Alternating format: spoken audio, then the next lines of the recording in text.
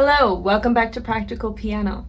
Today we're doing another practice session, and I'm not going to go for very long because I'm not feeling it today, but I am dedicated to practicing a little more often, and I'm dedicated to continuing this series, and so I'm going to practice anyways. And some days are just going to be like that. Here's another teaching moment.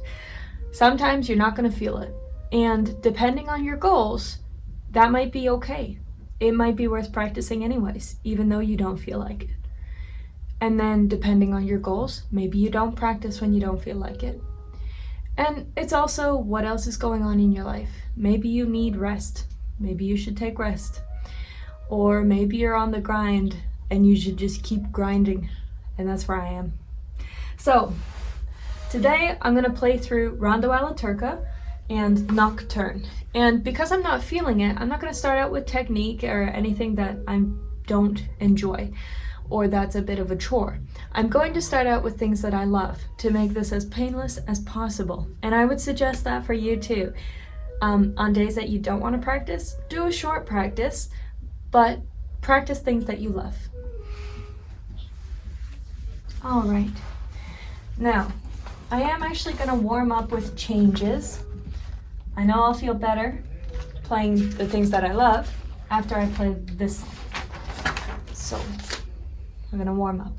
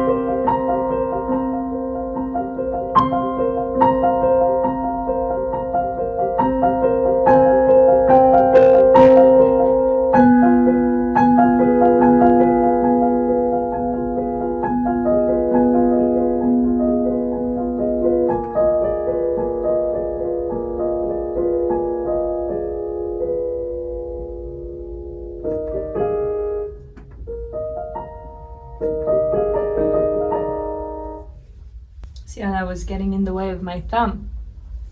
So because that feels weird, I gotta roll them back so there's no interferences with my playing. And you might find you might be wearing jewelry that interferes with your playing, or a watch. I stopped wearing watches when I was a teenager because by then we had cell phones, which told you the time anyways. And having a different weight on my left hand made it heavier. And I have a yellow ring that I love to wear, and it gets in the way because it's wide. It's a flower that's wide, and so it knocks against these two fingers when I'm playing, these two fingers. So because I wear it on my third, it knocks against those two. So I take it off when I play. And you might need to do that with your watches or your decorative rings or bracelets, anything you find that interferes with your playing, your sleeves, get it out of the way.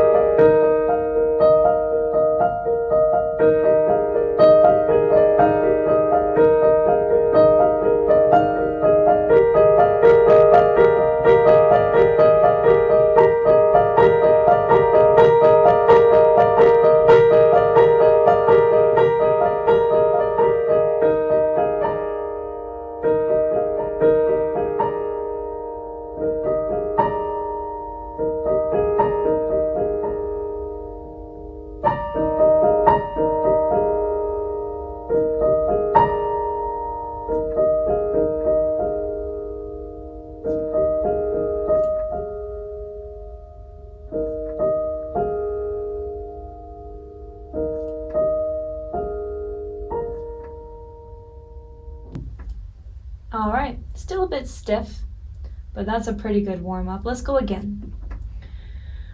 Oh, a couple of things. When the timer goes, the video is going to end abruptly, and then I'll make a little exit, and then I'll be off to teach somebody. So when it ends abruptly, I don't edit these videos at all because I want you to get an accurate, I want you to see what practice looks like accurately over time. So in this particular season, every time I go to practice, I film. That's what I'm saying. I said I don't edit at all. I do edit. You've seen a couple already. I put little overlays on the screen, but what I don't do is cut out any practice. I refuse to. So you're going to see mistakes and hesitations and things like that as I'm playing the music. This is not a perfect performance of music. This is an accurate demonstration of what practice looks like for pianists. And it is a lot of failure, a lot of mistakes. It's not failure. It feels like failure sometimes. It's a lot of mistakes, and people think mistakes are failure. And they're not, because we're on a journey to improve our music, to get it to the place where we're happy with it. And you don't fail on that journey because it's an ongoing journey. So, anyways, I don't edit out mistakes because they're just part of the process. So if you're looking for a perfect performance of these songs, you're not going to get it. You're going to get a practice performance of these songs. And over time, if you're following this series, you're going to see sometimes the songs are better, sometimes the songs are worse, sometimes they're improved in one section, sometimes they're worse in a different section, because that's how it is when you practice. So anyways, I only edit these videos to add overlays. I don't cut out any of the practice.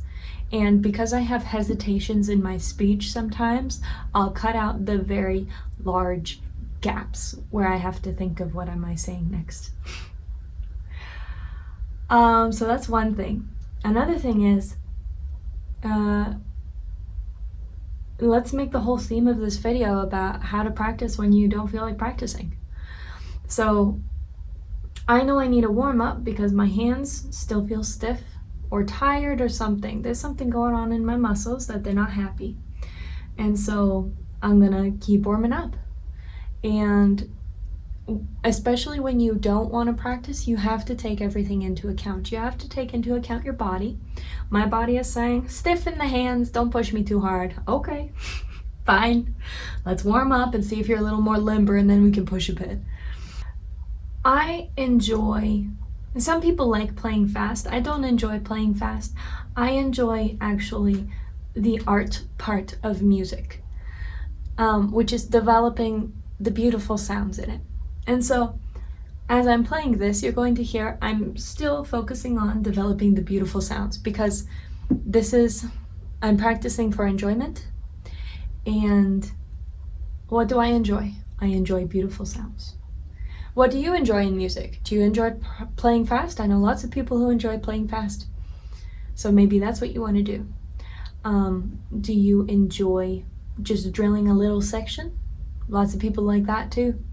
Some people like to play through the whole song a few times. That's very nice. So find the approach that you like and then practice that way. Especially on days when you don't want to practice. Feed into the part of yourself that loves piano and practice what you love.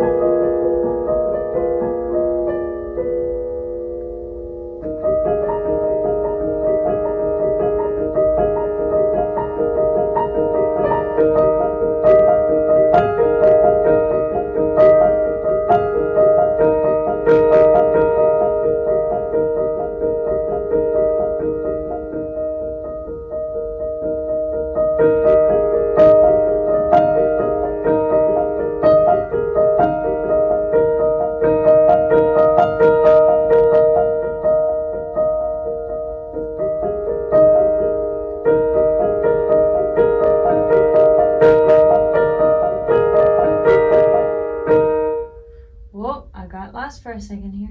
There we go.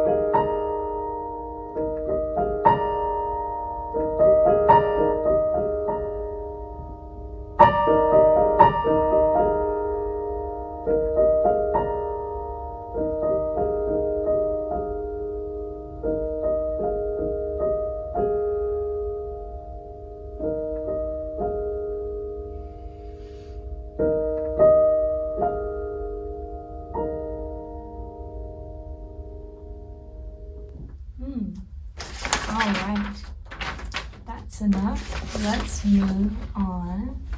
I'm feeling a little more chill today, so let's do Nocturne, because it's a little more chill than that Rondo alla Turca. Rondo alla Turca is a little more high energy. So I'll edit that out. That was a big pause. What I was going to say is, as you're developing in piano, as you're developing as a pianist, you may change in taste. So when I was a little girl, I enjoyed technique. Well, I didn't, not when I was little. When I was a teenager maybe, or preteen. I really enjoyed technique. So that's when you run through your scales. I don't know what I liked about them. I think I liked that I was good at them. So they felt good to play. They were like mindless, easy, once I got to know them. And it's easy to get fast at them, and it feels very fluent and adept. It makes you feel really good because it's like you know what you're doing. And, you know, I'm not a huge fan of it anymore. They're a little bit tedious. I'm only doing them because I have to for the exam. But if I had a choice, I wouldn't, and I would just play a lot of music. So my tastes have changed. What I used to enjoy practicing on days when I was like, blah, I don't want to play piano, but I have to play something, so, oh, I'll play some scales. You know, that was actually something I looked forward to.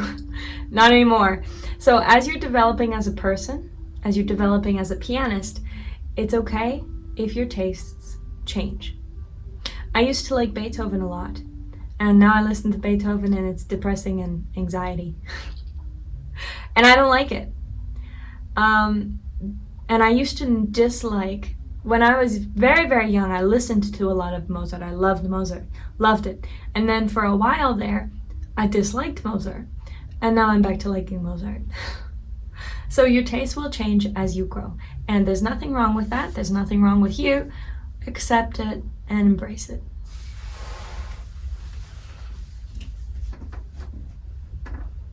In fact, if your tastes don't change, that may be a sign that something is wrong. Because as a person, as you develop and grow, you're not stagnant, you change. And so if you're not changing, you're not necessarily growing. And hey, maybe that doesn't apply to everybody. But it probably does, we're all humans. If you're stagnant, maybe if your tastes are not changing, it's because you're stagnant. But take that with a grain of salt, take it with some caution, and see if it's right for you. Anytime I give advice that doesn't work for you, discard it.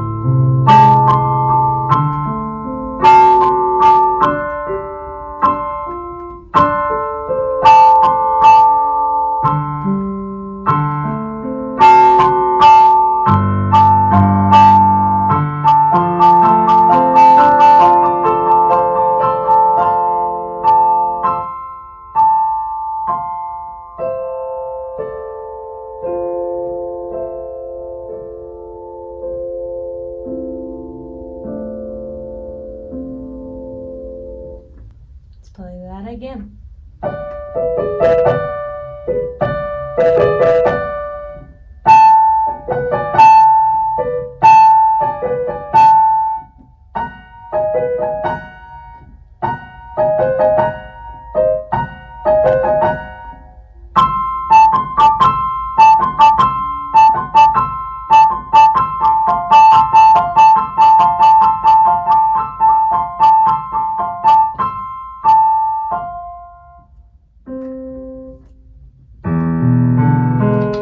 I'm reading these left-hand lower E's. They look remarkably like middle C, and the only reason they're not is because they're below the bass clef. Anyways, it's something that I already know, and I just need to watch out for it. Oh yeah. Okay, that should be good.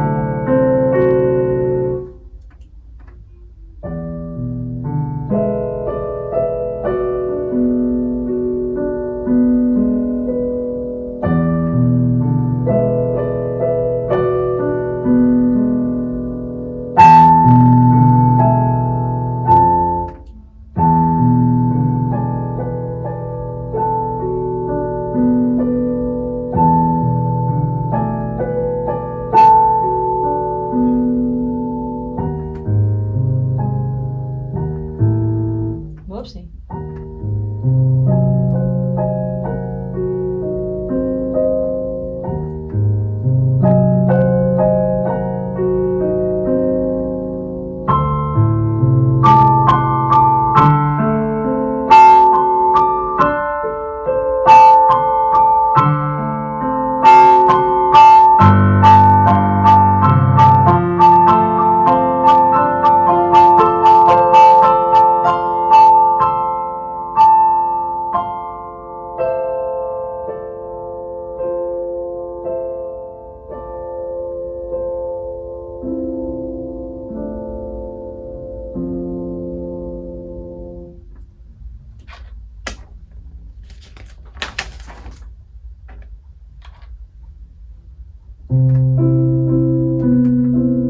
Whoops. Pedal correctly here. Lift the right. Don't pedal when I lift the right. Lift. Pedal. Okay, try again.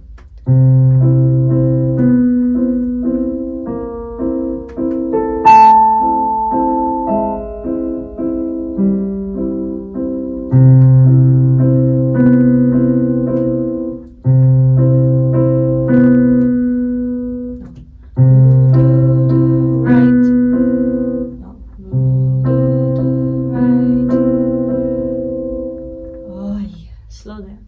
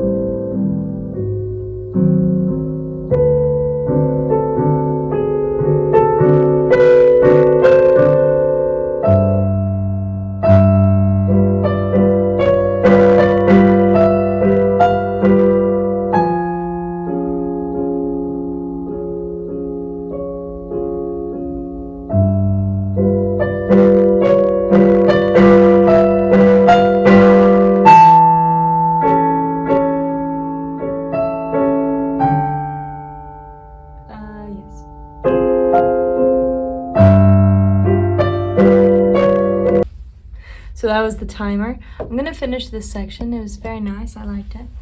And then I'll do a little outro.